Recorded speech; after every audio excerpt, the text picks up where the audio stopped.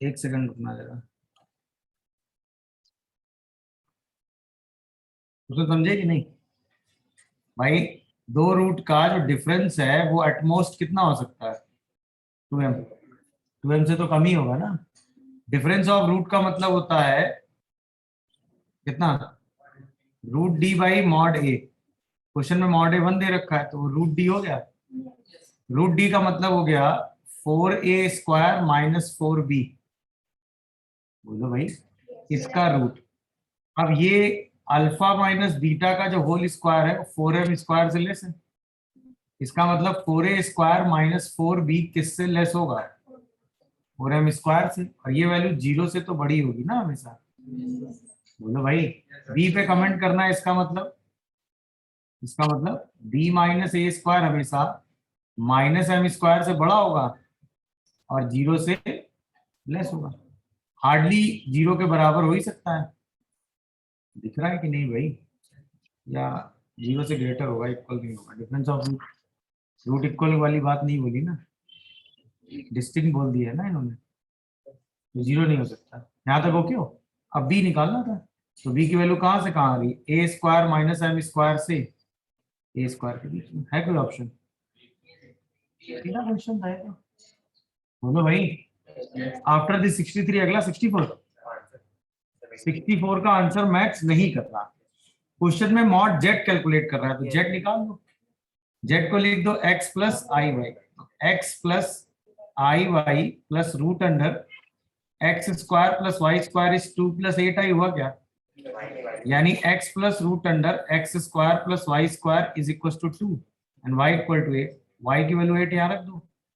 तो x plus root under x² plus 64 क्या is 2। यहाँ तक ओके हो? इसका मतलब root under x² minus 64 is 2 minus x। आया ना? हाँ, प्लस 64 यानी x² plus 64 equal to 4 plus x² minus 4x। x² से x² कैंसिल, यहां से minus 4x is equal to 60।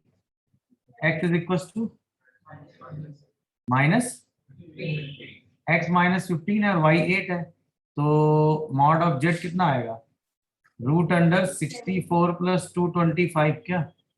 दोनों को ऐड करोगे कितना आएगा? कितना है? 289। आंसर इज 17 आ रहा है। Yes. अच्छा ठीक है, आंसर चेंज कर दो भाई। Answer is C. और 66। Z is a complex number whose modulus is 1 and argument is 5/3. Then Z square plus Z cannot be, ये तो निकल ही आएगा। Z 5/3 है तो क्या Z की वैल्यू 1 प्लस आई रूट 3/2 हो गई क्या? अरे, या Z को आप बोल सकते हो e की पावर i 5/3, तो Z² हो गया e की पावर i 2π/3। अब हमें चाहिए Z² प्लस Z यानी e की पावर i 2π/3 प्लस e की पावर i π/3। i 2π/3 मतलब 2π सॉरी cos 2π/3 मतलब -1 प्लस आई रूट 3/2 और ये हो गया 1 प्लस आई रूट 3/2। तो क्या ये आई रूट 3 हो गया? इसका मतलब has modulus lie on imaginary x. ये सही है? बोलो भाई। अच्छा, नॉट ट्रू है क्या? ये तो सही है। फिर इज प्योरली रियल ए गलत हो गया, विच इज नॉट ट्रू ना। इज प्योरली रियल, डी भी तो गलत है। A and D both are incorrect ना। सर इस पे करेक्ट किया था।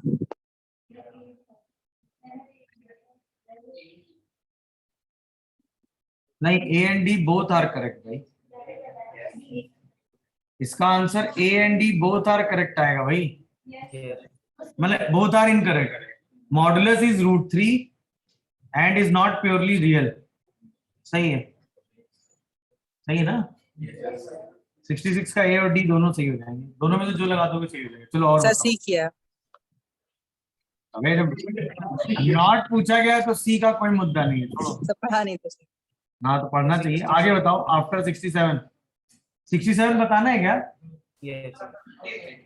50, एक सेकेंड, 53 देखो पहले, 53, हाँ क्या हुआ?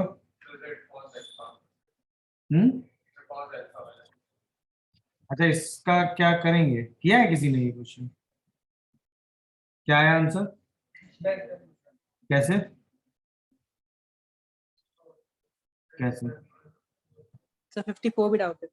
पहले 53 किया है किसी ने, पूछा क्योंकि किसी ने नहीं है, तो किया होगा बाकी लोगों ने। सर कमेंट बॉक्स में डाला था 53 54। पूछा तो नहीं किसी ने यार मुझसे। देखो mod of Z square plus 2z cos alpha, यही है, सही सोच रहे थे। मॉड जेड कॉमन ले लो और बचेगा mod Z, sorry mod of Z plus 2 cos alpha, यहाँ तक ठीक है। तो अच्छा, mod of z1 plus z2 is always less than mod z1 plus mod z2, इसमें तो कोई डाउट नहीं होगा। तो इसका मतलब mod of z plus 2 cos alpha किससे लेस होगा? किससे लेस होगा? Mod z plus mod of 2 cos alpha. अच्छा, mod of 2 cos alpha is less than 2 and mod z is less than √2 - 1। बोलो भाई, दोनों को ऐड करोगे तो क्या आ जाएगा? Less than √2 - 1 + 2। इसका मतलब दिस इज लेस देन √2 + 1। यानी हमने ये प्रूव कर लिया कि mod of z plus 2 cos alpha is less than √2 + 1। Mod z is less than √2 - 1। तो mod z into mod of z plus 2 cos alpha is less then दोनों का product. दोनों का प्रोडक्ट किसका आया? 1। यानी this value is always less than 1। आया समझ में कि नहीं? सर आपने चलो, mod of 2 cos alpha less than 2 कैसे लिखा? कॉस अल्फा इज मैक्सिमम 1 होता है ना। अरे कॉस और साइन मैक्सिमम 1 होते हैं भाई, तो mod of cos alpha maximum 1 होगा। 2 कॉस अल्फा मैक्सिमम कितना होगा? 2। ये तो पता है ना, साइन कॉस की मैक्सिमम वैल्यू 1 होती है भाई, तो इसकी मैक्सिमम वैल्यू 2 ही तो होगी। चलो और बताओ नेक्स्ट। 51 भी डाउट है क्या?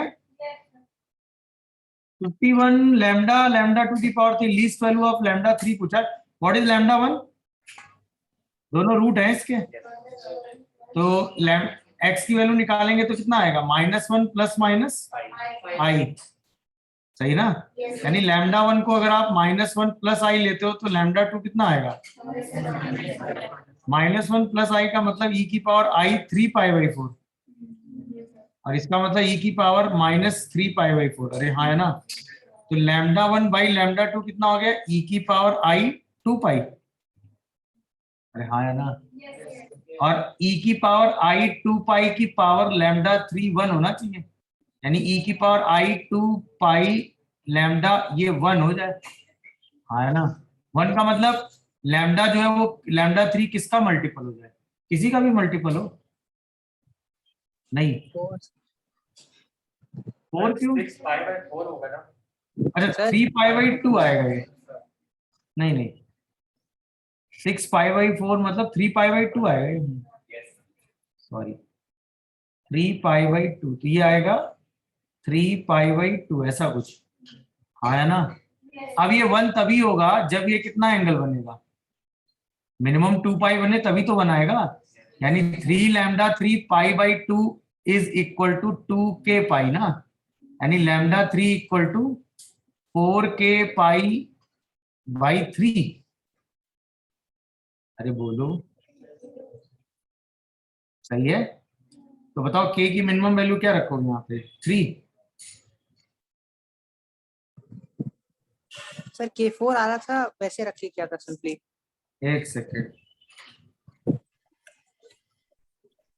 2 रखने पे 3π बनेगा, 3 रखने पे 9π/2 बनेगा, 4 रखने पे बन जाएगा, तो 4 आंसर हो गया। सही तो है, मिनिमम 4 चाहिए। चेक कर लो उठा के, लैम्डा 3 की वैल्यू 1 2 3 4 चेक कर लो। 1 रखने पे क्या बनेगा? 3π/2, तो 1 हुआ नहीं। 2 रखने पे क्या बनेगा? 3π, तो भी i -i आ गया। 3 रखने पे क्या आएगा? 9π/2, i आ गया। 4 रखने पे 2π का मल्टीपल बन जाएगा, तो पहली वैल्यू क्या चाहिए आपको? 4 चाहिए। आगे बताओ। 57, एक सेकेंड, 54 में क्या दिक्कत है, दिक्कत बताओ। सर मिनिमम जो लिखा था सर वो समझ नहीं पाया क्या था। Minimum of 2 and 3, what output? Sir 2। Why? Why? Sir 2 छोटा होता है 3 से। तो minimum of a comma b का मतलब क्या होगा? ए अगर ए बी से छोटा है, बी अगर बी ए से छोटा है। सोच के बताओ। Yes sir. खत्म हो गया क्वेश्चन। तो mod of z minus 2 mod of z minus 1 होगा कब? जब मॉड ऑफ जेड माइनस 1 छोटा होगा मॉड ऑफ जेड माइनस 5 से। और mod of z minus 2 mod of z minus 5 होगा कब? जब मॉड ऑफ जेड माइनस 1 बड़ा होगा किससे? Mod of z minus. दोनों केसेस में जेड निकाल लो क्या आता है। कर लेंगे, करूं मैं इसके आगे? इन दोनों में जेड का मिड निकालोगे? बोलो। तो यहां से रियल पार्ट ऑफ जेड कितना आएगा? 1 और 2 का मिड याद है, क्वेश्चन क्लास में कराया है। 1 और 2 का मिड कितना होगा? 3/2 होगा कि नहीं? अच्छा यहां पर देखोगे तो 1 और 5 दो पॉइंट है, इसका मिड आएगा कितना? 3। और आपको 5 ग्रेटर चाहिए, तो इसका मतलब पॉइंट 1 की तरफ होगा कि नहीं होगा? तो यहां से आएगा real part of z is 3/2 और उससे बड़ा। तो 3/2 से यहां तक कोई भी जेड लोगे चलेगा? तो अरे बोलो भाई। तो यहां से रियल पार्ट ऑफ जेड कितना आ गया? 3/2। ओके है। यहाँ पे आओगे तो दोनों का मिड 5 और 2 7/2, तो यहाँ से रियल पार्ट ऑफ जेड कितना आएगा? 7/2। और अब जो है वो 3 से इधर होगा, तो इसका मतलब रियल पार्ट ऑफ जेड की वैल्यू क्या क्या आ गई? या तो 3/2 या नहीं आया समझ में? ये क्लास में क्वेश्चन कराया था ऐसा मुझे याद है, इस टाइप का। 54 के बाद अगला 50। क्या दिक्कत? मॉड ऑफ जेड कितना दिया है? 5। और ये कॉम्प्लेक्स नंबर कहाँ है ये पूछा गया आपसे, नहीं तो है? मान लो कॉम्प्लेक्स नंबर W है, कितना है वो? -i+15/z, नहीं तो है? तो इसको लिखोगे ZW plus sorry equal to i z+15। सही लिखा है देखो। यहां से z कॉमन करोगे तो आएगा W - i = 15। यहाँ से z की वैल्यू आ जाएगी 15/W - i। और हमें W के बारे में ही कमेंट करना है। ये मॉडुलस कितना दे रखा है? 5। इसका मतलब मॉड ऑफ W - i = 3 हुआ कि नहीं? W कहाँ है? एक सर्किल पे जिसका सेंटर i और radius 3। Mod of W - i is 3 आ गया ना भाई। इस टाइप का क्वेश्चन आपने किया था ना, अगर ये W है और हमें Z पता है और Z का मॉड पता है तो Z की वैल्यू W के टर्म में निकाल ले। दोनों साइड मॉड ले ले कि नहीं ले ले? तो mod of Z - W - i कितना आ गया? 3। अब W एक कॉम्प्लेक्स नंबर है जिसकी I से डिस्टेंस 3 मेंटेन हो रही है, तो W कहाँ हो गया? एक सर्कल पे हो गया ना जिसका सेंटर I हो गया और रेडियस I का मतलब क्या हो गया? 0,1। बोलो। अच्छा ये -i है यहाँ, तो ये +i हो जाएगा, तो सेंटर -i। आंसर बी हो गया। और बताओ, और आगे बोलते जाओ। 73 से पहले है कोई? 73 से पहले है कोई? नहीं है। पैरामीटर ये बताना है जबकि इस इक्वेशन के ऑल रियल सोल्यूशन हो। अब बताओ किसी फोर्थ ऑर्डर इक्वेशन के सारे सोल्यूशन रियल चाहिए।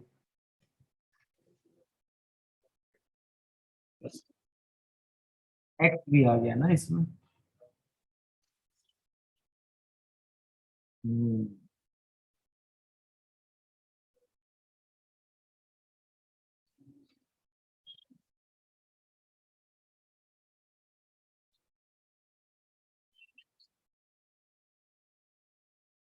ओके चलो 73 अलग से समझा देते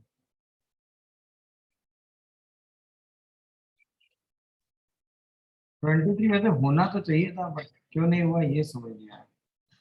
थोड़ा कॉमन सेंस नहीं लगाते यार तुम लोग। कॉमन सेंस यूज करना चाहिए था, 73 हो जाता। चलो कोई नहीं होता। देखो अच्छा ये बताओ, आज के बाद ध्यान रखना अगर नहीं पता है तो। अगर fx equal to 0 having n real root, ठीक है, देन उसके डेरिवेटिव के n माइनस 1 रियल रूट होंगे। लिखवाया होगा वैसे, लिखवाया ये चीज, having at least n minus 1 real root, but vice versa is not, इसका अपोजिट ट्रू नहीं होता। मतलब अगर इसके n माइनस 1 रियल रूट है तो इसके n होंगे, मैं ये नहीं कह रहा, बट अगर इसके n रूट हैं तो इसके n माइनस 1 रियल रूट होंगे। और ये पॉलिनोमियल के लिए तो 100% होगा। अभी हम पॉलिनोमियल की बात कर रहे हैं। अब आपसे ये कहा गया है कि fx आपको दे रखा है x की power 4 2x square plus x plus A square minus A, इसके कितने रियल रूट है? सारे, यानी 4 है। इसका मतलब f डैश x के कितने रियल रूट होंगे? तो 3x की पावर 4 माइनस 4ax प्लस 1, इस सॉरी 4x क्यूब है, इसके कितने रियल रूट होंगे? 3, तभी तो इसके 4 होंगे। अब अगर इसके 3 रियल रूट होने ही होने हैं तो इसका मतलब f डैश x के कितने real, sorry f double dash से कितने रियल रूट होंगे? इससे कितने होंगे? इसके 2 रियल रूट चाहिए ही चाहिए आपको, बोलो भाई। अच्छा, इसके 2 रियल रूट कब होंगे? जब एक्स स्क्वायर की वैल्यू क्या होगी? रूट अंडर 4a/12, क्या सॉरी एक्स की वैल्यू, यानी ये ए पॉजिटिव होगा तभी ऐसा होगा ना। देखो कैलकुलेशन ठीक है तो क्या, वही डी ग्रेटर देन जीरो ही लगाया, उससे भी वही आ जाएगा ना, ए पॉजिटिव होना चाहिए। अगर ए की वैल्यू पॉजिटिव रखोगे तो यहां से इसके 2 रियल रूट आएंगे ही आएंगे, बोलो। अब अगर इसके 2 रियल रूट आ गए तो इसका मतलब fx के 3, अगर fx के 3 रियल रूट है तो इसके 2 रियल रूट होंगे ही होंगे ना, बोलो भाई।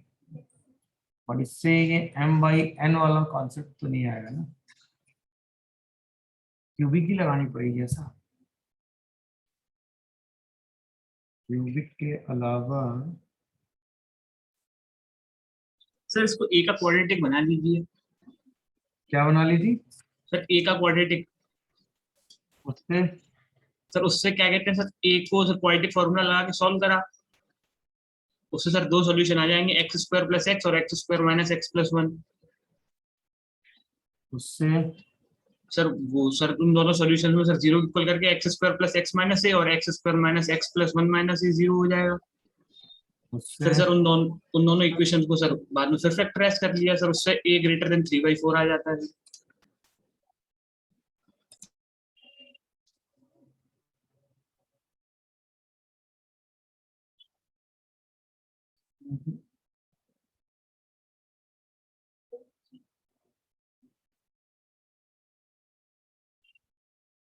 ग्राफ पढ़ाया नहीं, ग्राफ लगाना नहीं चाह रहा।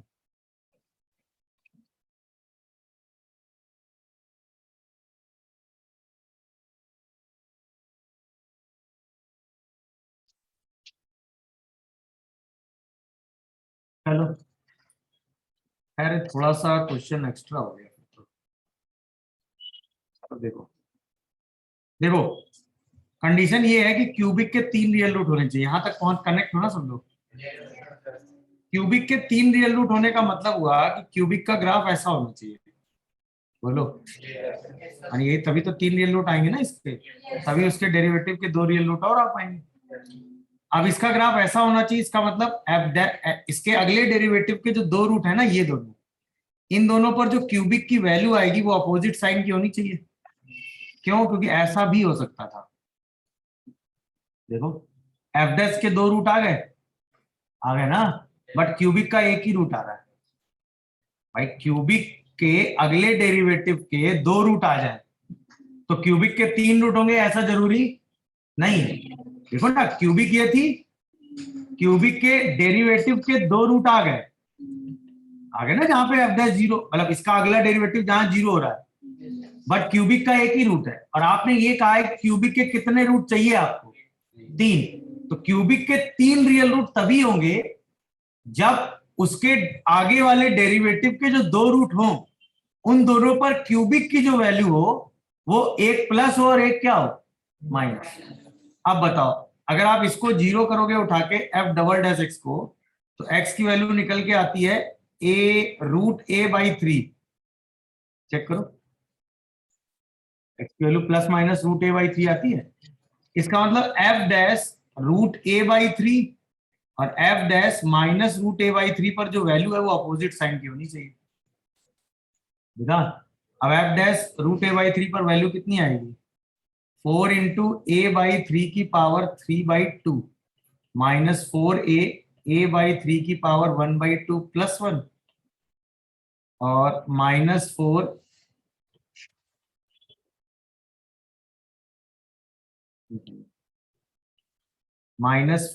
a/3 की पावर 3/2 और प्लस 4a a/3 की पावर 1/2 प्लस 1।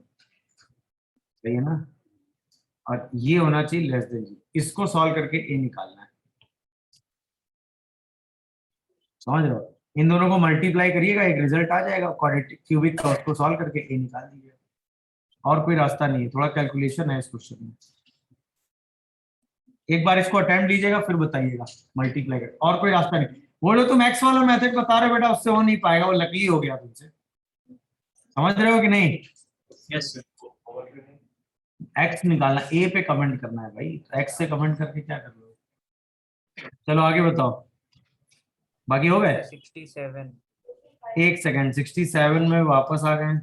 अरे 67 में बेटा 11th, ओहो नहीं नहीं नहीं, यहाँ पर ना गड़बड़ ये है, ये nth रूट ऑफ यूनिटी है ना, तो यहाँ पर ये 11 होना चाहिए था, तो ये 11th रूट ऑफ यूनिटी बन जाता कि नहीं? Yes. अगर ये 11th रूट ऑफ यूनिटी बन जाता तो ये सारे रूट्स लिखे थे फिर तो जेड की पावर 11 माइनस 1 को आप क्या लिख देते, Z minus 1, Z minus alpha से लेके कहाँ तक, जेड माइनस अल्फा की पावर, और फिर जेड को क्या लिख देते आप 11। नहीं, वैसे ठीक है, nth रूट ऑफ यूनिटी में ही चल जाएगा। बोलो, अगर ये पावर n लिखा है तो जेड की पावर n के ही रूट है सारे, सही तो लिखा है, जेड की पावर n के सारे रूट हैं और n को 11 रख दो, तो 11 की पावर n माइनस 1/10 आंसर आ रहा। क्या दिया, सही है क्वेश्चन में, कोई दिक्कत। हाँ भाई, जिनका डाउट था उन्हें समझ में आया मैंने क्या कर दिया है? Yes, sir. ये nth रूट ऑफ यूनिटी लिखा है कि नहीं, ये बताओ भाई। अगर अल्फा की वैल्यू e की पावर i 2π/n है तो अल्फा क्या है भाई, nth रूट ऑफ यूनिटी, यानी उसके n रूट है, ये तो समझ में आ गया होगा। जेड की पावर n माइनस 1 पे तो क्लास में कराया मुझे ऐसा है, तो सीधा ही हो गया। तो सी और 35 इस इक्वेशन के सारे रूट जीपी में है और सम ऑफ इट्स रेसिप्रोकल इज 10, तो ये बताना है। ये क्या दिया है? सर इसी को देख के छोड़ा था। 40 हो गए, ठीक है। तो सारे रूट्स का सम दिया है ना शायद, और रेसिप्रोकल दिया है, और सारे रूट्स किस में हैं, तो इसका मतलब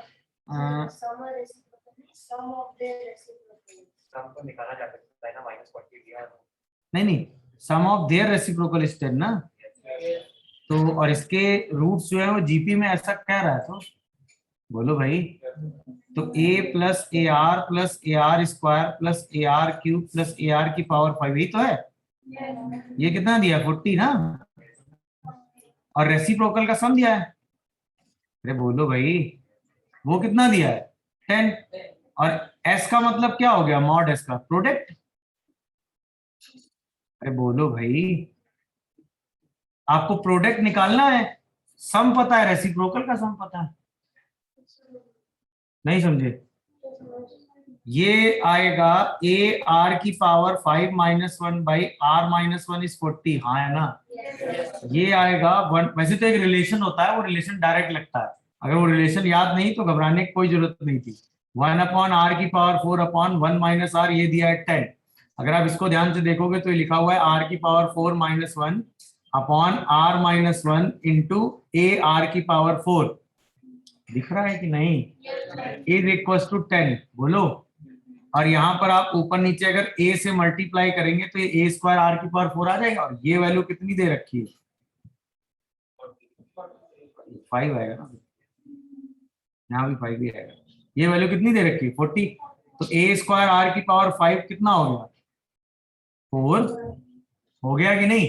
अच्छा, सबका प्रोडक्ट करोगे तो आएगा a की पावर 5 r की पावर 10, नहीं ये नहीं आएगा, a की पावर 5 r की पावर 10 सही लिखा है देखो। अरे यहां से भी एक गड़बड़ हो ना, यहाँ से 1/r आता है, तो ये शायद a r की पावर 4 आता है, देखो जरा सही लिखा है। r की पावर 5 से एक r कैंसिल हो जाता है, r की पावर 4 बचता है, ठीक है। तो और ये r की पावर 5 आता है, कैलकुलेशन देख लेना एक बार, सही है, सही है। तो सही है अभी तक। यहाँ से आता है a स्क्वायर r की पावर 4, सही है ना यहाँ पे। अच्छा, इसका मतलब a r स्क्वायर की वैल्यू कितनी आ रही है 2, ये लिखा हुआ a r स्क्वायर की पावर 5, 2 की पावर 5 इज। अरे तो आपने रिलेशन पढ़ा यार, प्रोडक्ट और रेसिप्रोकल और सब में एक रिलेशन पे क्वेश्चन है सीधा सीधा, याद आया कि नहीं। जीपी के सारे टर्म का सम, उनके रेसिप्रोकल का सम और उनके प्रोडक्ट का एक रिलेशन है, s by r equal to p square, याद है। Sum by r equal to p square, भूल गए क्या।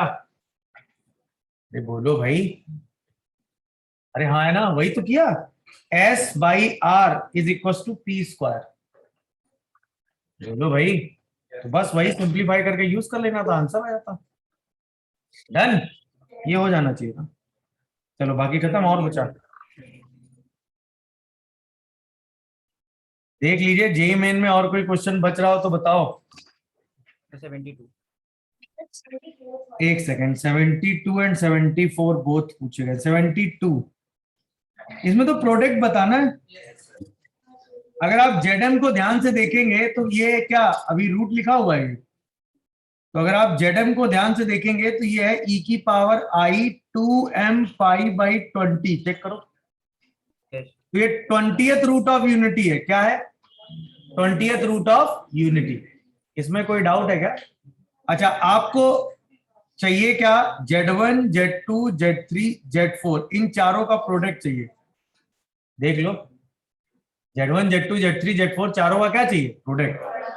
अब Z1 का मतलब क्या हो गया, e की पावर i, अगर आप m पाई बाई 10 बाहर करोगे तो अंदर आएगा 1 प्लस 2 प्लस 3 प्लस 4, ये तो 10 हो गया ना। ये आ गया e की पावर i m पाई, और इसका लेना है मॉड। जैसे आप मॉड लगाओगे तो e की पावर i m पाई का मतलब -1 या +1, और मॉड लगाते ही वैल्यू कितनी आ जाएगी भाई। अगर m ऑड हुआ तो -1, m इवन हुआ तो +1, अल्टीमेटली या तो ये वैल्यू +1 देगा या -1, क्योंकि स्टार्टिंग के ही 4 रूट लेने हैं ना आपको, Z1 Z2 Z3 Z4, बोलो भाई। तो बस वही 4 रूट आप ले लीजिएगा, सिंप्लीफाई कर दीजिएगा। अरे हाँ या ना, yes डन। और 74 ये क्या है, पेयर ऑफ लाइंस, और ये सर्कल, दोनों का number of point of intersection चाहिए। ये पेयर ऑफ लाइंस कैसी होगी, Z माइनस Z1, याद आ रहा है, ये होगा Z माइनस Z2, याद आ रहा है, और ये सर्कल होगा Z minus 3 i equal to 3। ये सर्किल का सेंटर कितना है 3 कॉमा -3, बोलो भाई 3 कॉमा -3 कहाँ आएगा, 1 2 3 एंड -3 यही आएगा, और रेडियस 3 है तो ये इसी कोऑर्डिनेट में होगा कहीं, और ये y एक्सिस को टच करते हुए जाएगा। क्यों टच करेगा, समझ में आ रहा है कि नहीं, बोलो। चलो ये तो हो गया पहला वाला सर्कल। क्या पहला सर्कल सबको दिखा भाई। अच्छा, दूसरे इसमें क्या होगा, एक पॉइंट होगा 3,1 और एक पॉइंट होगा कितना 9,1, तो इसका मतलब y इक्वल टू 1 होगी ना लाइन, बोलो भाई। अरे 3,1 एंड 9,1 हुआ ना, और ये हुआ 3, -3, और ये हुआ 3, y इक्वल टू 1 तो यहां से आएगी, दोनों का पॉइंट ऑफ इंटरसेक्शन तो 0 आ गया ना फिर। सर वो बाइसेक्टर वाला लगेगा ना सर।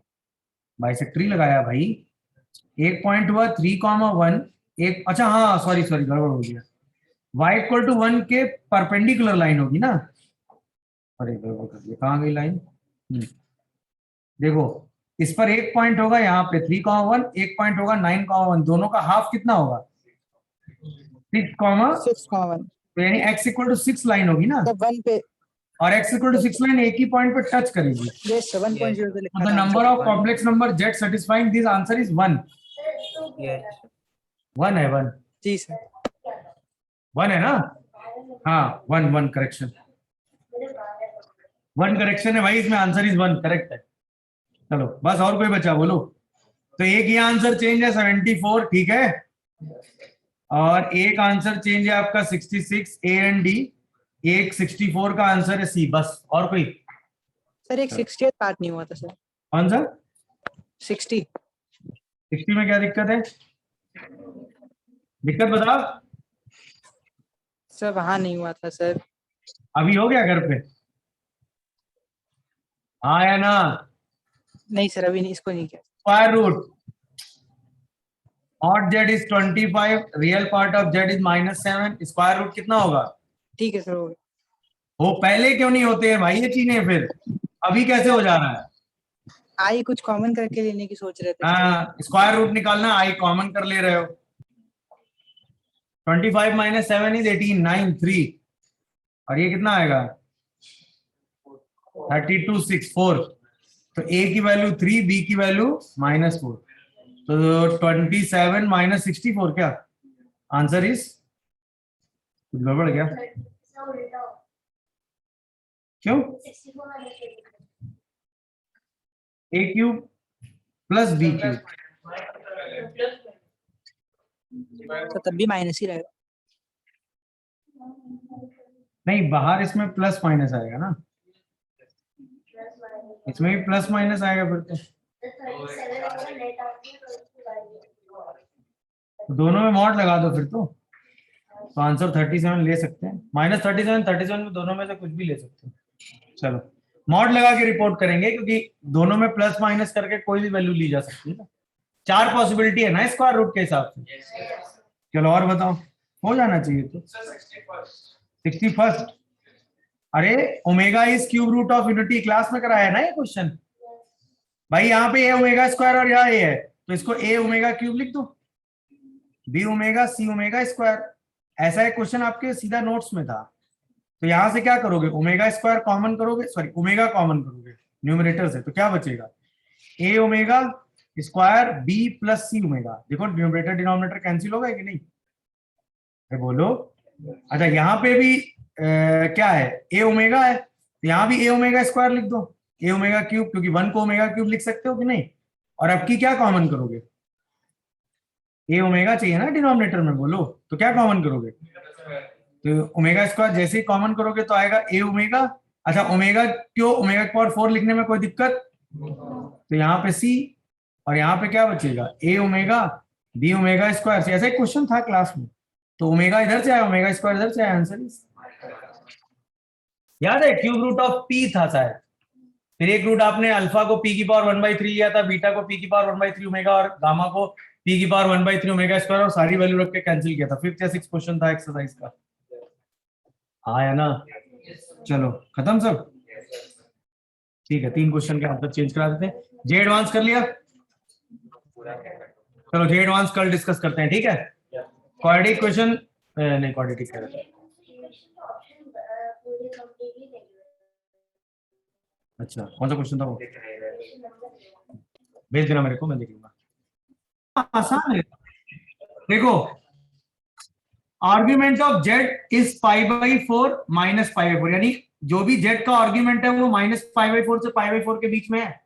जेड किस पॉइंट से चलना शुरू कर रहा है, -1 से, तो इसका मतलब आर्ग्यूमेंट ऑफ जेड -1 कहां से कहां है, +/π/4, ये तो तुरंत दिख गया होगा भाई, नहीं दिखा, नहीं दिख रहा है, कोई बात, ये देखो। अच्छा अब 2 बातें कॉमन से सोच के बताना, सपोज ये पॉइंट है जेड और ये लाइन जा रही है, जेड नॉट है ये पॉइंट, और इसका आर्ग्यूमेंट थीटा है, तो आप कहते हो ना कि argument of z minus z not is theta, इस पे कोई भी जेड आएगा, Yes. ये इसी का तो रिजल्ट है। अब सोचो, इस लाइन पे जेड है, उसका आर्ग्यूमेंट π/4 मैक्स है, उससे छोटा है। इस लाइन पे जो जेड है उसका आर्ग्यूमेंट -π/4 है, और बाकी सारे आर्ग्यूमेंट इसके बीच में ही कहीं है, और आपको हर बार सोर्स लेना है -1। तो हम कह सकते हैं कि जो आर्ग्यूमेंट ऑफ z+1 है उसकी वैल्यू -π/4 से कहां तक है भाई? -π/4 से बड़ी और π/4 से। तो हम कह सकते हैं कि mod of argument of z+1 is less than π/4। ये करेक्ट है या नहीं? तो आर्ग्यूमेंट की बात हो गई, खत्म। अच्छा, ये जो है एक सर्कल है जिसका सेंटर -1, 0, और ये रेडियस है कि नहीं है? अरे हाँ या ना? अच्छा, ये वाला पॉइंट कितना दे रखा है? -1 + √2, √2, मतलब ये वाली डिस्टेंस कितनी हो गई? ये वाली डिस्टेंस √2, और ये डिस्टेंस कितनी हो गई? √2 - 1, हाँ या ना? अच्छा, ये हो गई √2 - 1, दिख रहा है कि नहीं? इसका मतलब ये पूरी डिस्टेंस √2 हो गई कि नहीं भाई? ये हो गई √2 - 1, इसमें 1 ऐड करोगे तो कितनी आ जाएगी? √2। ये √2, ये √2, बोलो भाई। तो this square plus this square कितना आया? ये भी आ गया कि नहीं? तो ये स्क्वायर 2 + 2, तो ये भी 2 आया कि नहीं? इसका मतलब ये जो सर्कल पूरा बनेगा, ये सर्कल के बाहरी तो पॉइंट चाहिए आपको। इसका मतलब जो z है वो z+1 इज ग्रेटर देन 2, इसके बाहर होगा। देख लो, कोई डाउट आ रहा तो। अरे अगर मॉड ऑफ z+1 = 2 कर दोगे तो सर्कल पे ही पॉइंट आ जाएगा ना, और उससे बाहर पॉइंट चाहिए, तो मतलब यही तो चाहिए आपको। इसका मतलब इस सर्कल के बाहर चाहिए और इन दो लाइनों के बीच में चाहिए, तो z इसी पूरे लोकस को क्या करेगा? सेटिस्फाई। है कोई option? Mod of z+1 is greater than 2 is correct, and argument of z is less then 5। ए है सही? नहीं आया समझ में भाई? एक सर्कल है पूरा, उसके बाहर के पॉइंट चाहिए और दो लाइनों के बीच के पॉइंट चाहिए। दो लाइनों के बीच मतलब argument of z+z0 is lies between -π/4 से π/4, और ये दोनों आर्ग्यूमेंट मतलब दोनों का लोकस मैंने आपको डायग्राम बना के दिखाया। आफ्टर 59 के बाद 60 हो गया। चलो सीधा सेटिस्फाई करके चेक कर लेते। डी सेटिस्फाई कर रहा, क्या कर रहा? 1 - 1, i - i कर रहा होगा। दोनों का मॉडुलस 1 से छोटा है। z को अगर आप i रखोगे तो दोनों बराबर भी आ जाएंगे, ठीक है? या तो i - i, बी आंसर होगा। आगे बताओ, 61 तो कर लिया होगा? नहीं कर पाए? ये तो सीधा ही दिख रहा है। यहां से 2 कॉमन करोगे, m/2, और ये सर्कल नहीं होना चाहिए। इसका मतलब m/2 की वैल्यू 1 नहीं होनी चाहिए। 1 m जो है 2 छोड़ के कुछ भी हो, ये क्या होगा? सर्कल। तो इसका मतलब सर्कल कब नहीं होगा? आंसर 2 हो गया। तो सीधे क्लास में कराया। 60 हो गया, ये भी कराया भाई। π/2 का मतलब अगर ये π/2 आ गया तो z - z1 z - z2 is π/2, तो z is always lie on semi circle. वो भी किसको ज्वाइन करने वाले? पॉइंट्स को, इन दोनों को। इन दोनों का मिड पॉइंट सेंटर और उसका हाफ रेडियस। तो चेक कर लोगे ना? ये कर लोगे? मैं बताऊं भाई? 62 पक्का? 62 के बाद अगला 63 हुआ। 63 फंस गए। फिर से लोकस ढंग से नहीं पड़ा। हाँ, दो लाइनें हैं, दोनों लाइनों को सॉल्व करना। अगर सॉल्व हो रही है तो x+iy रख के कर डाले तुम। करना कर वैसे ही था, बट x+iy की जरूरत थी नहीं, क्योंकि मैंने नोट्स नहीं पढ़ा। अगर x+iy रखे हो तो तुम नोट्स पढ़ा ही नहीं थे तुमने। मैंने इसका लोकस आपको निकलवाया हुआ कहीं। Argument of z - z0 is theta. क्या समझते हो इससे? अभी तो बताया थोड़ी देर पहले। एक पॉइंट z0 लोगे और उससे थीटा एंगल बनाती हुई एक लाइन खींचोगे। इस लाइन पे कहीं भी क्या होगा? z होगा। क्या इस लाइन के नीचे का पोर्शन काउंट होता है? बोलो। अच्छा, इस लाइन की इक्वेशन निकालने का तरीका क्या होता है? इस लाइन पर एक पॉइंट पता है x0, y0, और थीटा पता है तो tan थीटा से स्लोप पता है। तो लाइन आती है y - y0 x - x0 = m। हाँ या ना? x+iy इसीलिए नहीं रखते वो, ठीक है? tan इनवर्स से कर दिया होगा। यहां तक आ गए? अब क्वेश्चन पढ़ो। पहले तो देखो क्या z पॉसिबल है, ये -5 का मतलब तो -3i यहाँ कहीं होगा, 3i और उससे ऐसे लाइन जा रही दिखा। अच्छा, इसकी अगर इक्वेशन निकालनी होगी तो क्या लिखोगे, y minus 3x minus 0 equal to -1, tan theta -1 हो गया ना। अरे tan ऑफ -π/4 माइनस बाहर tan π/4 -1, अब तो कर लोगे ना लाइन। अगली आओ, argument of 2z plus 1 plus 2i equal to π/4। अच्छा 2 कॉमन कर लो, कोई प्रॉब्लम, तो आ जाएगा z minus half plus i, दिखा। 2 का आर्ग्यूमेंट वैसे भी 0 होता है तो लिखने का कोई मतलब है नहीं, नहीं तो यहाँ आर्ग्यूमेंट ऑफ 2 लिखेंगे बट उससे कोई खास फर्क, क्योंकि ये तो 0 ही हो जाएगा ना। अब आओ, अब क्या है, अगला पॉइंट आपको लेना है -1/2, तो -1/2 ये हुआ और उससे π/4 के एंगल पे लाइन खींचनी है, तो ऑब्वियसली दोनों लाइन कहीं ना कहीं कट करेंगी। दूसरी लाइन की इक्वेशन क्या आ गई, ये पॉइंट आ गया -1/2, और स्लोप आ गया 1, तो y -1 equal to x -1/2 equal to 1। दोनों लाइनें क्या कर देंगी, सॉल्व करके क्या निकाल लेना है, x y।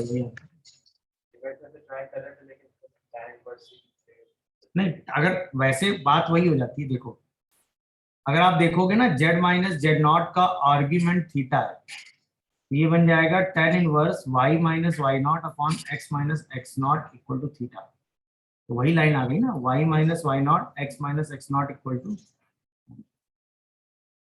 यही मैंने यहाँ भी लिखा है। बट क्या होता है, इसमें पूरी लाइन आ जाएगी, क्योंकि लाइन कितनी लेनी है, आधी।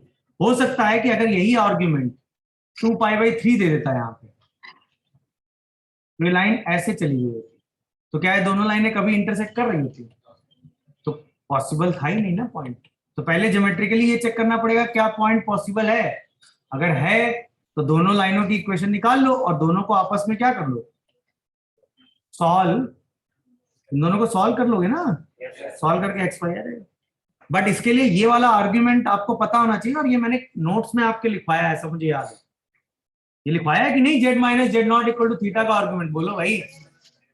63 के बाद अगला बताओ, नेक्स्ट 63 के बाद नेक्स्ट 64 हो गया क्या, 64 सर्कल है, तो z minus z1 square z minus z2 square equal to z1 minus z2 का होल स्क्वायर, 1 माइनस 1 इज 2, 2 का स्क्वायर इज 4, तो ये सीधा सर्कल हो गया, हुआ कि नहीं। 65 हो गया, ये क्लास का ही क्वेश्चन, अगर 3 से बड़ा है तो 8/3 से बड़ा होगा, तो लीस्ट वैल्यू इज 8/3 बोलो, बस बाकी कोई ऑप्शन सही नहीं। अच्छा ये हो गया, अगला ये हो गया, -2 रखना था। नेक्स्ट इज ये हो गया, -1 रखना था, हाँ भाई x की जगह क्या रखना था, -1। ये हो गया 7th रूट ऑफ यूनिटी, एक -i कॉमन करेंगे और एक 0 वाली वैल्यू भी लेंगे, तो आंसर प्लस का i आ जाता है। कर लोगे 69, बताऊं मैं, good. 70, z1 and z2 nth root of unity, subtend right angle at origin, बोलो भाई। तो इसका मतलब दोनों का आर्ग्यूमेंट डिफरेंस कितना है, π/2, और दो कॉम्प्लेक्स नंबर का आर्ग्यूमेंट डिफरेंस 2 के π/n होता है, और ये कितना दिया हुआ है, π/2, बोलो भाई। इसका मतलब जो k है, जो n है, वो किसका मल्टीपल है, 4k, और 4k नहीं तो था। आगे बताओ, 70 के बाद 71 हो गया, नहीं हुआ होगा, फंस गए क्या, सर हाँ। इंट्यूशन का आंसर आ गया था, पर से नहीं मेथड नहीं नहीं, ट्यूशन ऐसा कुछ नहीं। x की वैल्यू आएगी 4 माइनस 3i, एक सेकेंड, 4 माइनस 3i की पावर 5 और x की पावर 6, मतलब कितने रूट हैं इसके, 6, इसमें तो कोई डाउट नहीं है ना।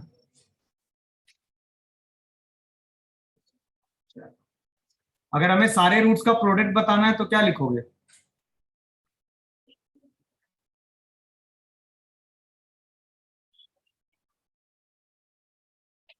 अब दो बातों का आंसर चाहिए पहले, x की power n minus 1 equal to 0, कितने रूट्स हैं, n रूट्स होते हैं। प्रोडक्ट ऑफ रूट्स क्या आएगा इसमें, -1 की पावर इंटर, प्रोडक्ट ऑफ रूट्स आएगा -1 की पावर n इंटू -1, मतलब -1 की पावर n प्लस 1, ये समझ में आया कैसे। हुआ था ना, n रूट एक बार में लोगे, r रूट एक बार में लोगे तो -1 की power r coefficient of x की पावर कांस्टेंट बाई x की पावर n का कोफिशिएंट। याद आया रिजल्ट क्वाड्रेटिक में लिखा है, वो थ्योरी ऑफ इक्वेशन में लिखा है। तो इसका मतलब अगर ये n रूट है तो सबका प्रोडक्ट होता है -1 की पावर n+1। अब आओ, x की पावर 6 है, 4 - 3i की पावर 5। थोड़ी देर के लिए मान लेते हैं एक कॉम्प्लेक्स नंबर z है 4 - 3i, मान लिया। इसका मॉड, इसका आर्ग्यूमेंट थीटा, जहां पे थीटा की value tan inverse 3/4, argument is -θ। किस क्वाड्रेंट में है? फोर्थ, तो आर्ग्यूमेंट -θ होगा। नहीं, आर्ग्यूमेंट -θ होगा। अच्छा, थीटा को अगर आप माइनस में नहीं लोगे तो आर्ग्यूमेंट कितना हो जाएगा? +1, क्योंकि थीटा क्वेश्चन में दे रखा है, दिखा। अब यहां तक ओके हो गया। तो इसका मतलब इसको आप क्या लिख सकते हो, जेड को 5e की पावर i थीटा रख दो, तो ये आएगा 5e की पावर i थीटा, और उस पूरे की पावर कितना आएगा? 5। ये आया x की पावर 6, तो x की पावर 6 का मतलब हो गया 5 की पावर 5 e की पावर i 5 थीटा। दिखा कि नहीं? यानी कि x की पावर 6 माइनस 5 की पावर 5 e की power i 5 theta is equal to 0। अब इसके कितने रूट होंगे? 6, तो प्रोडक्ट ऑफ रूट कितना आया बोलो? -1 की पावर 1 की 6 पावर -5 की पावर 5 e की पावर i 5 थीटा। -1 की पावर 6 इज 1, एक माइनस बाहर आ गया, -1 की power 5 cos 5 theta plus i sin 5 theta. है कोई ऑप्शन?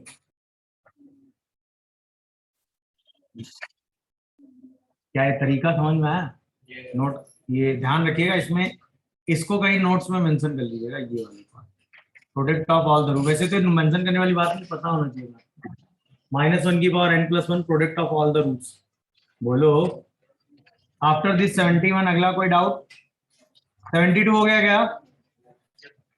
72 कर लिया? बताना है क्या? 72 बताना है, बोलो। यस सर, सारे रूट्स जो हैं वो किसमें होते हैं? nth रूट ऑफ यूनिटी के। जीपी में। तो ये AGP लिखिए, जिसका सम निकालना है। AGP का सम कैसे निकालते हो? कॉमन डिफरेंस से मल्टीप्लाई एक टर्म खत्म भाई। 1 अल्फा स्क्वायर से लेके अल्फा की पावर n-1 इन जीपी। हमें जिसका सम निकालना है वो है 1 + 2 अल्फा + 3 अल्फा स्क्वायर से कहां तक? n टर्म्स तक। तो nth टर्म क्या होगा इसका? n इंटू अल्फा की पावर n-1 होगा। अल्फा से मल्टीप्लाई एक टर्म शिफ्ट, बोलो।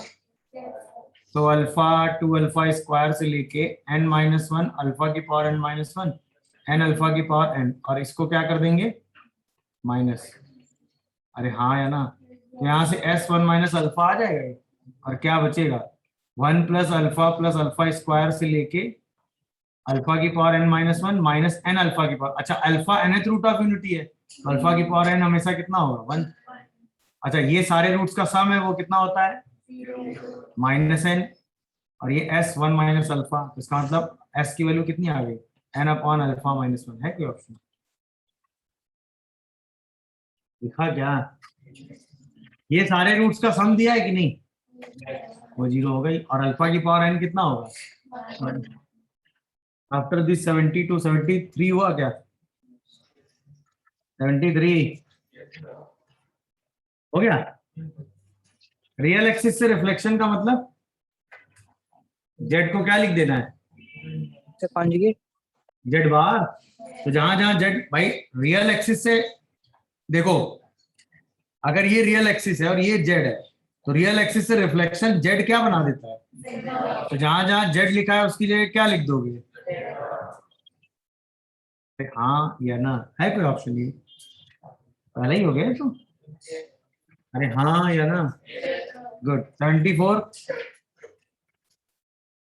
Equation of line passing through point a and i b. A और आई बी से पास करने वाली लाइन की इक्वेशन क्या होगी? हाँ, उसी को सिंप्लीफाई कर देंगे भाई। एक पॉइंट हो गया a,0 और एक पॉइंट हो गया 0,b। दोनों से पास करने वाली लाइन की इक्वेशन लिख लोगे कि नहीं? x/a + y/b = 1। फिर x को क्या लिख दोगे? z + z⁴/2, और y को क्या लिख दोगे? z - z⁴/2 है। सिंप्लीफाई एंड आंसर, ये एक तरीका हो गया, कर लोगे कि नहीं? वरना नोट्स में ये बात कहीं मेंशन कर लो, equation of line passes through Z1 and Z2, equation of line passing through Z1 and Z2, ये लाइन होती है Z बार 1, Z1 बार 1, Z2 बार 1। इसको ओपन कर लेते हो ना, इस डिटरमिनेंट को तो ओपन कर लोगे ना। अगर ओपन करोगे तो लाइन आती है Z1 bar minus Z2 bar plus Z bar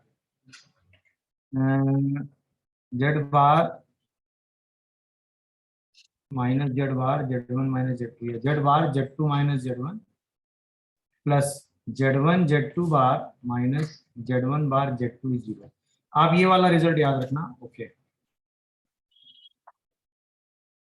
equation of line passing through 2 point Z1 and Z2, या तो वही Z1 को x1 i y1 ले लो, Z2 को x2 i y2 लेके सॉल्व कर दो, वो भी तरीका ठीक है, या डायरेक्ट ये डिटरमिनेंट ओपन कर दो, ये भी तरीका ठीक। और मैं अब ऐसे देखो आंसर कैसे करेंगे। आपसे कहा गया एक पॉइंट ए है और एक पॉइंट है आई बी, तो यानी क्या होगा, Z बार 1, ए बार तो ए ही होगा।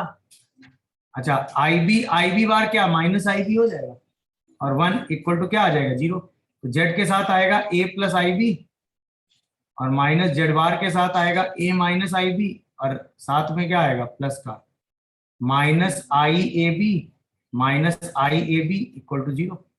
इसी आई ए बी से आप क्या कर देंगे, डिवाइड, तो ZA plus i b upon 2IAB minus Z bar A minus i b upon 2IAB equal to 1। इसी को सिंप्लीफाई कर देंगे जो लिखा हुआ है।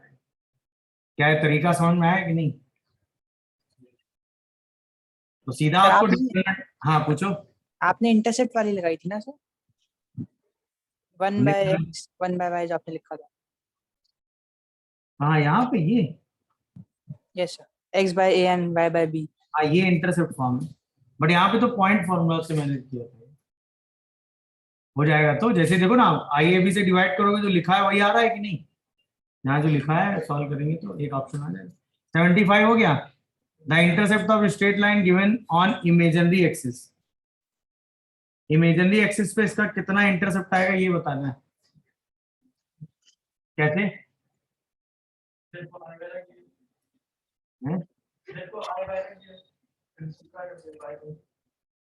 सही है।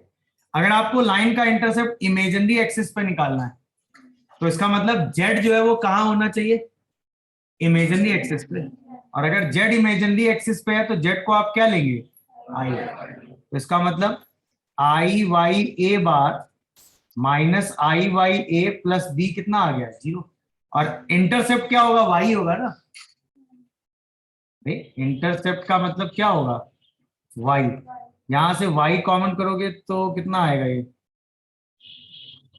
आई वाई कॉमन करो तो आएगा a bar minus a equal to minus b. तो y की वैल्यू कितनी आएगी बेटा, minus b upon i a bar minus a. बोलो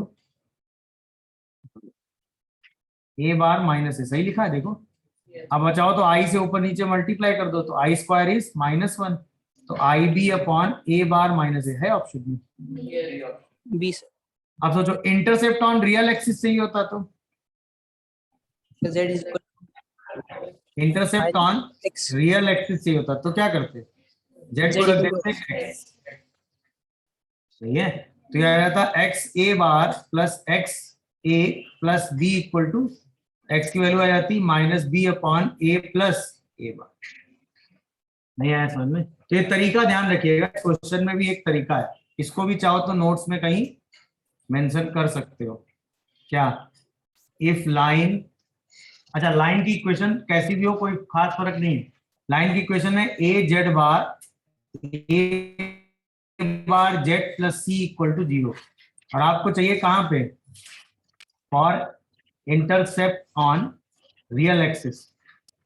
जेड की जगह क्या रख देंगे x, तो x a bar plus x a plus c equal to 0। यहां से x की वैल्यू आएगी minus c upon a plus a bar. यहीं पे हमें चाहिए for intercept on imaginary axis. सही है, तो जेड को क्या रख देंगे, आई वाई, तो minus A I y plus a bar I y plus C, zero आ जाएगा। बोलो भाई, यहां से y की वैल्यू कितनी आ रही है, माइनस सी अपॉन आई, क्या ए बार माइनस ए, ऊपर नीचे आई से मल्टीप्लाई, तो सी आई अपॉन ए बार माइनस ए। तो ये इंटरसेप्ट ऑन एक्स एक्सिस आ जाएगा और इंटरसेप्ट ऑन वाई एक्सिस। अरे हाँ ये ना, बोलो भाई। चलो ये भी हो गया, गुड। 75 की बात खत्म, 76 किया। हाँ, अच्छा नोट करो, टाइम हो गया वैसे। कितने बचे इसमें, 2 ही 3 बचे होंगे। 83 है क्या?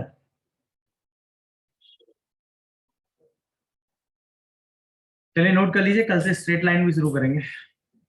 प्रीवियस ईयर का क्या स्टेटस है, किया है? एडवांस नहीं, पहले प्रीवियस ईयर करना है।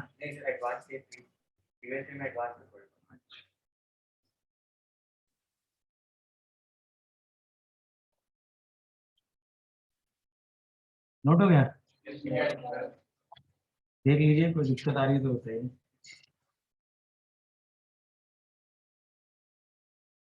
लिख लिया? अब इसमें 77 78 तो हो गया होगा आई थिंक। 76 हुआ क्या? Line represent parallel to axis. अरे पैरेलल में स्लोप सेम हो जाएगा ना, ये भी कहीं इंफॉर्मेशन ही है डायरेक्ट वाली। देखो a z bar plus a bar z plus c equal to 0, ये एक लाइन है, तो इसके पैरेलल लाइन क्या होगी, बोलो। पैरेलल लाइन में ए बार जेड सेम रहेगा, इक्वल टू लैम्डा आ जाएगा। और इसके परपेंडिकुलर लाइन क्या होगी, उसमें क्या होगा, ए जेड बार, नहीं सॉरी माइनस आएगा, ए बार जेड माइनस ए जेड बार हो जाएगा, बीच में क्या लग जाएगा, और इक्वल टू क्या, नहीं सॉरी उल्टा उल्टा बोल गया। पहली चीज, ए और ए बार आपस में क्या होंगे, इंटरचेंज। जैसे इसमें क्या था, ये दोनों सेम रहेंगे पूरा पूरा, और यहाँ पे लैम्डा आ जाएगा। परपेंडिकुलर में क्या होगा, ए बार यहाँ आएगा और ए यहाँ आ जाएगा। नहीं समझे? तो जैसे चेंज होगा तो ये बनेगा जेड ए और जेड बार ए बार, और बीच में लग जाएगा माइनस इक्वल टू लैम्डा, ये होता है। समझे क्या हुआ? ये पैरेलल में ये जैसा लिखा है वैसा ही आ जाता है। परपेंडिकुलर में क्या होता है, ए जो है वो जेड के साथ आ जाता है और ए बार किसके साथ आ जाता है, जेड बार के साथ, और बीच में क्या लग जाता है, माइनस। अब आपके दिमाग में आ रहा होगा ना ऐसा क्यों होता है, वो जब आप पैरेलल, और क्योंकि पैरेलल लाइनों का कॉम्प्लेक्स स्लोप सेम होता है, परपेंडिकुलर का कॉम्प्लेक्स स्लोप का सम 0 होता है। अगर ऐसे नहीं है तो इस लाइन का स्लोप सेम होता है। वो अभी चलो कल इसको प्रूव कर देंगे, कल की क्लास में ध्यान दिलाना तो उसका प्रूफ दे देंगे। 77 हुआ, नंबर ऑफ जेड सेटिस्फाइंग, ये सर्कल है, ये सर्कल है, दोनों सर्कल का क्या निकालना है, पॉइंट ऑफ इंटरसेक्शन। बोलो, पता है इस 77 के बारे में कुछ पता है? दो सर्किल के बारे में अगर सोचोगे तो कितनी चीजें सोच सकते हो। अगर नहीं सोच पाते तो आज के बाद ध्यान रखना, दो सर्किल ऐसे चलते हैं। मान लो एक सर्कल है z minus z not, sorry z minus z one equal to r one, और एक सर्कल है mod of z minus z two equal to r two. पहला सर्कल क्या है, इसका सेंटर जेड वन, रेडियस, दूसरे सर्कल का सेंटर रेडियस।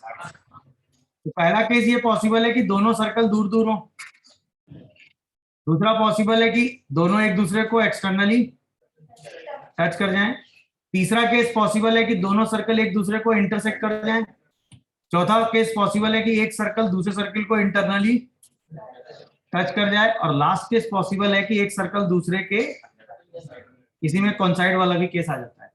अब अगर दोनों सर्कल दूर दूर हैं तो दोनों के सेंटर की जो डिस्टेंस होगी वो सम ऑफ रेडियस से, तो mod of z1 minus z2 a plus b से ज्यादा होगा, यानी r1 प्लस r2 से।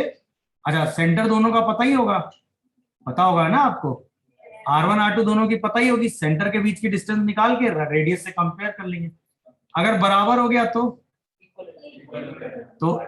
एक्सटर्नली टच करेगा कि नहीं, और अगर छोटा हो गया तो मतलब अगर ये R1 प्लस R2 से छोटा हो गया बट डिफरेंस से बड़ा हो गया तो 2 पॉइंट पे कट करेंगे। ये बात समझ में आई, डिफरेंस से बड़ा क्यों है, क्योंकि इस केस में वो डिफरेंस के बराबर होगा।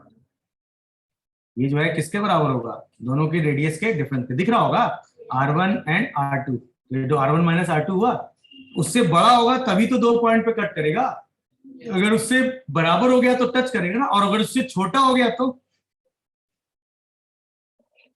अगर Z1 Z2 R1 minus R2 से ही छोटा हो गया तो एक सर्कल दूसरे के अंदर।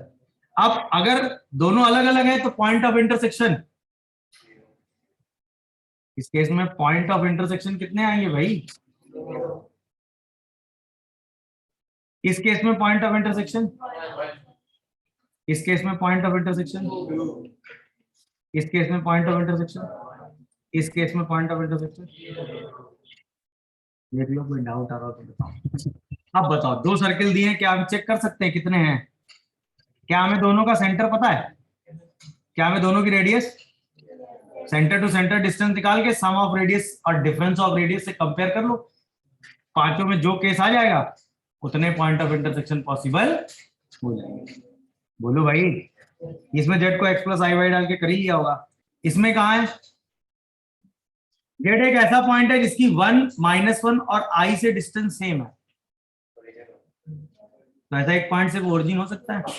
क्यों? क्योंकि एक ये जो ट्रायंगल है राइट एंगल ट्रायंगल है क्या, देखो, या आइसोसेलेस ट्रायंगल है क्या है, -1 1 एंड आई, यही तो है। तीनों से 1 1 1 डिस्टेंस पे ओरिजिन ही होगा खाली, तो सिर्फ एक पॉइंट पॉसिबल है। आगे आओ, ये तो कर लिया होगा। सर इन्फिनिटी ऑप्शन में कैसे दे सकते हैं सर? अबे इन्फिनिटी मतलब कॉन्साइड करने वाली बात, इन्फिनिटी कभी नहीं आएगा। ठीक,